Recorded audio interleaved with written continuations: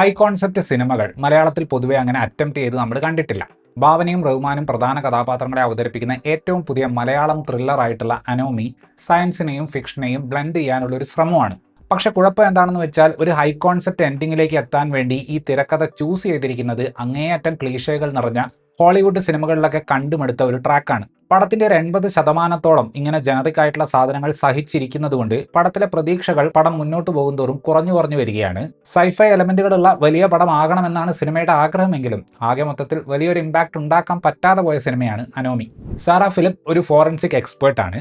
പുള്ളിക്കാരിയുടെ അനിയൻ സിയാൻ അവരുടെ അച്ഛൻ്റെയും അമ്മയുടെയും ആക്സിഡന്റിലുള്ള മരണത്തിന് ശേഷം ഒരുപാട് മാനസിക പ്രശ്നങ്ങളിലൂടെ കടന്നു പോയിക്കൊണ്ടിരിക്കുകയാണ്. അങ്ങനെ ഒരു ദിവസം സിയാനെ കാണാതാകുന്നു. സാറ സ്വന്തം നിലയ്ക്ക് അന്വേഷിക്കുമ്പോൾ ഇതേപോലെ കാണാതായവർ വളരെ വേഗം തന്നെ കൊല്ലപ്പെട്ടിട്ടുള്ളതായിട്ട് മനസ്സിലാവുന്നു. സ്വന്തം അനിയനെ കണ്ടുപിടിക്കാനുള്ള സാറയുടെ ശ്രമങ്ങളും അനിയനെ കണ്ടുപിടിക്കാൻ വേണ്ടത്ര ശ്രമം നടത്താഞ്ഞ ജിബ്രാൻ എന്ന പോലീസ് ഉദ്യോഗസ്ഥനുമായിട്ടുള്ള തർക്കങ്ങളും ഒക്കെയാണ് അനോമിയിൽ നമ്മൾ കാണുന്നത്.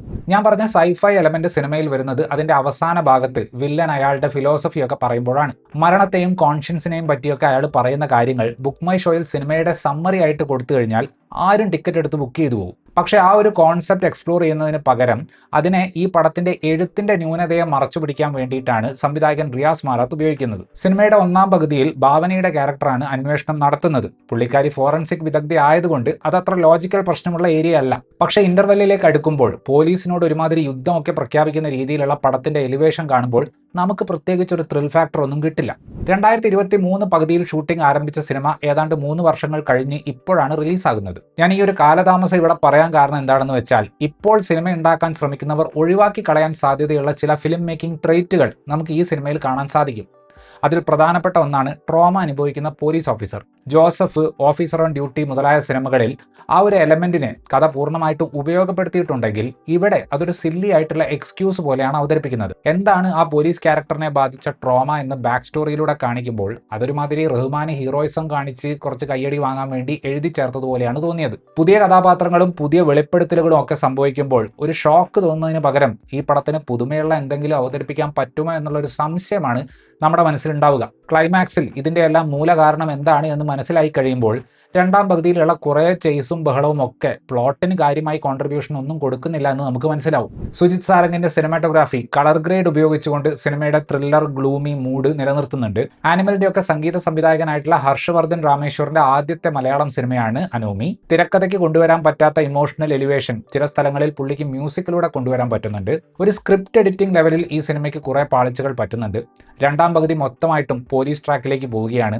ഭാവനയുടെ കഥാപാത്രമാണ് ഇതെല്ലാം തുടങ്ങി വെച്ചത് എന്ന കാര്യം ഒരു ഘട്ടത്തിൽ ചിലപ്പോൾ നമ്മൾ മറന്നുപോകും. പ്രൊഡക്ഷൻ ഡിസൈൻ ലെവലിൽ വളരെ ഒതന്റിക് ആയിട്ടുള്ള വർക്കാണ് അവർ ചെയ്തിട്ടുള്ളത്. പക്ഷെ ഒരു ഒറിജിനാലിറ്റി ഇല്ലാത്ത ഹോളിവുഡിലൊക്കെയുള്ള ഐറ്റം അതേപോലെ ഇവിടെ ഉണ്ടാക്കാൻ നോക്കിയതുപോലത്തെ ഫീല് അതിനുണ്ടായിരുന്നു.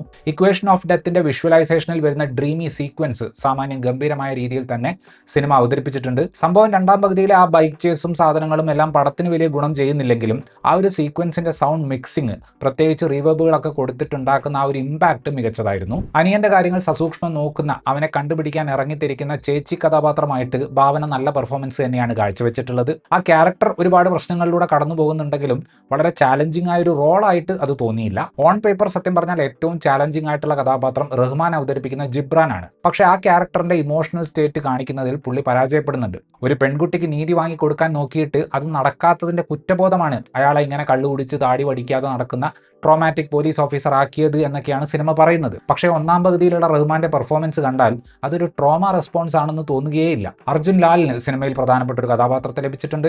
ഷെബിൻ ബെൻസൺ ആണ് അനിയൻ കഥാപാത്രത്തെ അവതരിപ്പിക്കുന്നത്. ശ്രീജിത്ത് ബാബു, വിഷ്ണു അഗസ്ത്യ, ബിനു പപ്പു എന്നിവരൊക്കെയാണ് മറ്റ് ക്യാരക്ടറുകളെ അവതരിപ്പിച്ചിട്ടുള്ളത്. പടം അവസാനിക്കുന്നതിന് കുറച്ച് മുന്നേ ആയിട്ട് വില്ലൻ പറയുന്ന ചില ഭ്രാന്തൻ ഫിലോസഫികൾ മാത്രമാണ് ഫ്രഷ് എന്ന രീതിയിൽ നമുക്ക് അനോമിയിൽ നിന്ന് കിട്ടുന്നുള്ളൂ. പക്ഷെ അവിടം വരെ എത്താൻ സമയത്തിനെതിരെ യുദ്ധം ചെയ്യുന്ന തരം ത്രില്ലർ സിനിമകളിൽ നമ്മൾ കണ്ടിട്ടുള്ള എല്ലാ ട്രോപ്പുകളും കുത്തി നിറച്ചൊരു തിരക്കഥയിലൂടെ കടന്നു പോകേണ്ടതായിട്ടുണ്ട്. വില്ലനെ കണ്ടുപിടിക്കാൻ വേണ്ടി ജിബ്രാൻ ഇരിക്കുമ്പോൾ അയാൾ ഉദ്യോഗസ്ഥരോട് പറയുന്നുണ്ട് കില്ലറിനെ കുറിച്ചുള്ള സ്റ്റീരിയോടിപ്പിക്കൽ ഇമേജ് അങ്ങ് ബ്രേക്ക് ചെയ്യാൻ. ഇത് പറഞ്ഞ അടുത്ത സീനിൽ തന്നെ സിനിമ കാണിക്കുന്നത് നല്ല ഒന്നാന്തരം സ്റ്റീരിയോടിപ്പിക്കൽ ആയിട്ടുള്ള സൈക്കോ കില്ലർ വാഹനമാണ്.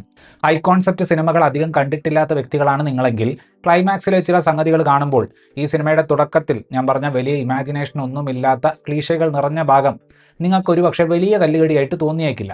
ഇത്രയുമായിരുന്നു ഈ സിനിമയെക്കുറിച്ചിട്ടുള്ള എൻ്റെ റിവ്യൂ. വീഡിയോ ഇഷ്ടപ്പെട്ടാൽ ലൈക്ക് ചെയ്യുമെന്നും കൂടുതൽ വീഡിയോകൾക്ക് വേണ്ടി ചാനൽ സബ്സ്ക്രൈബ് ചെയ്യുമെന്നും പ്രതീക്ഷിക്കുന്നു. താങ്ക്